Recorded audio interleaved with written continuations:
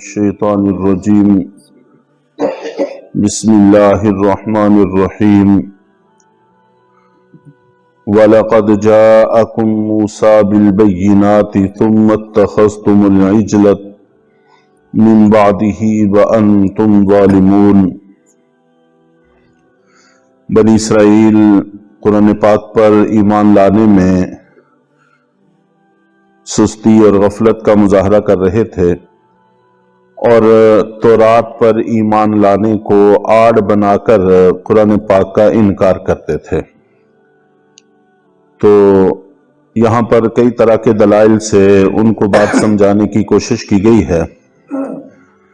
پہلے تو یہی بتایا گیا کہ قرآن حق ہے، جو چیز حق ہو تو اس کو ماننا چاہیے۔ دلیل پر کوئی شبہ ہے تو شبہ ذکر کر کے اس کا ازالہ کر لینا چاہیے، اور باقی رہا تمہارا یہ کہنا کہ ہم تورات کو مانتے ہیں،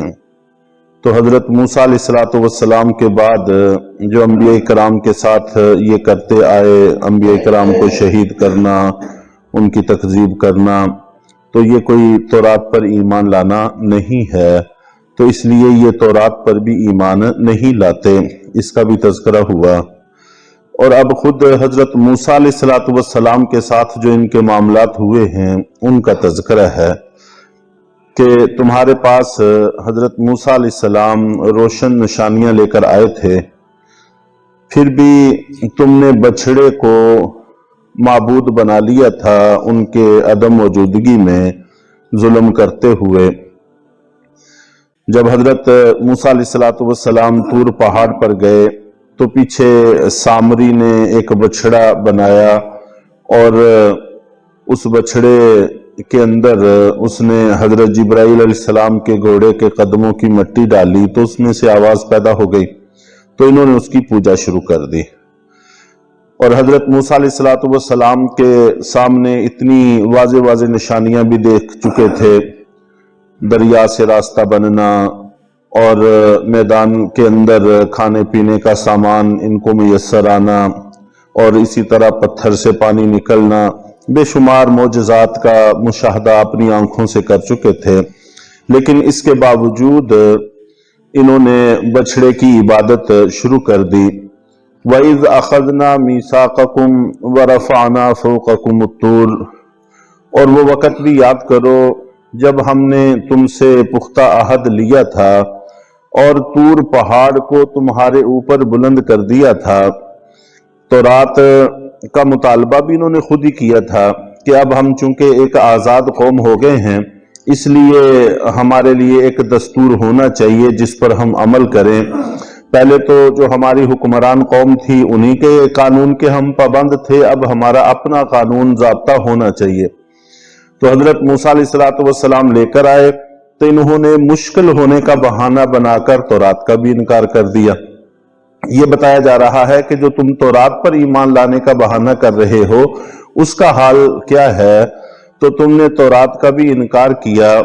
اور پھر تمہیں منانے کے لیے اللہ تعالیٰ نے طور پہاڑ کو تمہارے سروں پر کر دیا کہ اس کو مانو وگرنہ یہ تمہارے اوپر گرا دیا جائے گا،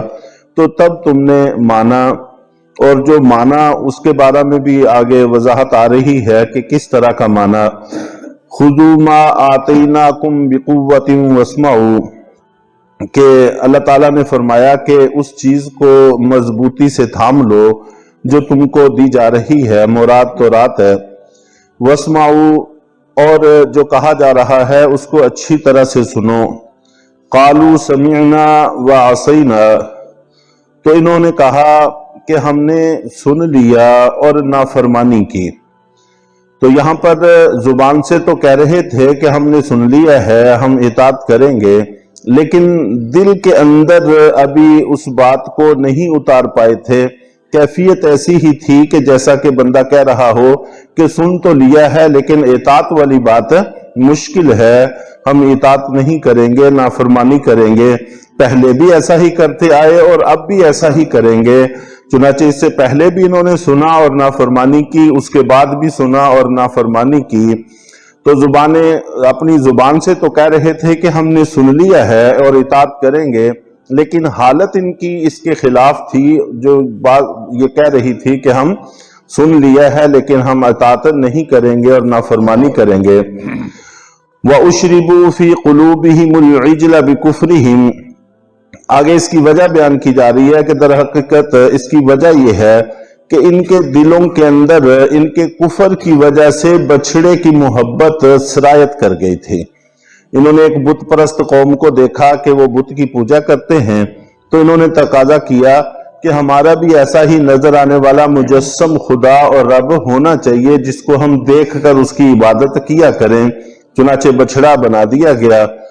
تو جو تو عبادت میں مصروف ہوئے وہ تو قتل کر دیے گئے، اور کچھ کے دلوں کا میلان اور جھکاؤ ان کی طرف ہوا لیکن عملاً وہ اس میں شریک نہیں ہوئے۔ وہ اگرچہ قتل ہونے سے تو بچ گئے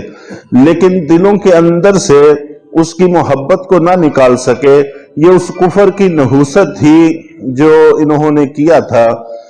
قُلْ بِئْسَ مَا يَأْمُرُكُمْ بِهِ إِيمَانُكُمْ إِن كُنتُم مُؤْمِنِينَ، اے پیغمبر آپ ان کو فرما دیجئے کہ اگر تم مومن ہونے کا دعویٰ کرتے ہو تو کیا تمہارا ایمان تمہیں اس چیز کا حکم کر رہا ہے، اور جس چیز کا حکم کر رہا ہے یہ بہت بری ہے۔ اگر تم مومن ہو تو پھر تمہارا ایمان تمہیں جس چیز کا حکم کر رہا ہے وہ بہت بری ہے، یعنی تورات پر ایمان لانے کا جو تم دعویٰ کر رہے ہو یہ محض دعویٰ ہی ہے، حقیقت سے اس کا کوئی تعلق نہیں ہے، اور اگر تم اس کو ایمان کا نام دیتے ہو تو یہ پھر کوئی دھوکہ ہے، حقیقت میں ایمان نہیں ہے۔ اس لیے دھوکے سے بچنا بے حد ضروری ہے۔ اور آگے پھر ایک معجزاتی بات کا تذکرہ ہے، قُلْ إِن كَانَتْ لَكُمُ الدَّارُ الْآخِرَةُ عِندَ اللَّهِ خَالِصَةً مِّن دُونِ النَّاسِ،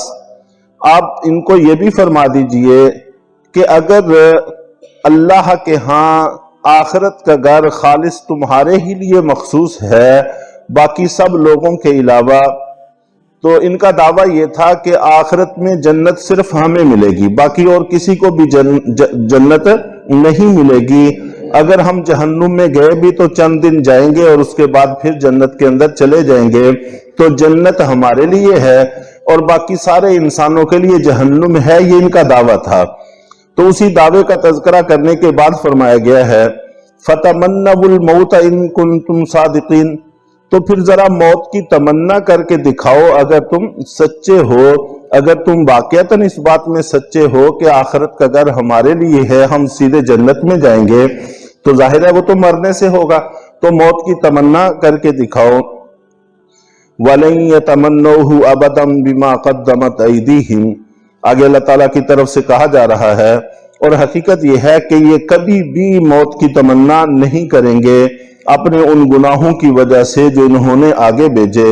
وَاللَّهُ عَلِيمٌ بِالظَّالِمِينَ، اور اللہ تعالیٰ ظالموں کو خوب جانتے ہیں۔ تو یہاں پر جب یہ اپنے آپ کو سچا سمجھتے ہیں اور ان کا خیال یہ تھا کہ نبی پاک صلی اللہ علیہ وسلم اور قرآن سچے نہیں ہیں، تو زبان سے کہہ لینے میں کوئی حرج نہیں تھا،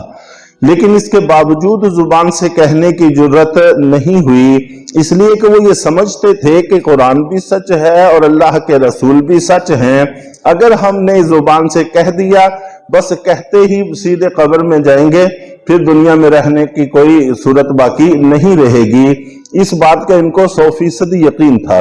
اسی یقین کی وجہ سے یہ اپنی زبان سے یہ لفظ نہیں کہہ سکے، وگرنہ ایسے موقع پر اپنے مخالف کو ہرانے کے لیے کہہ لینے میں کوئی حرج تصور نہیں کیا جاتا، لیکن یہ نہیں کہہ سکے اس لیے کہ ان کو پتا تھا کہ یہ اللہ کی طرف سے چیلنج ہے، اور زبان سے کہا تو فوراً یہ واقعہ پیش آ جائے گا۔ تو آگے ان کی دنیا کی زندگی کی محبت کا تذکرہ ہے، تو انشاءاللہ کل اس پر بات عرض کی جائے گی۔ اللہ تعالی ہم سب کو صحیح راستے پر چلنے کی توفیق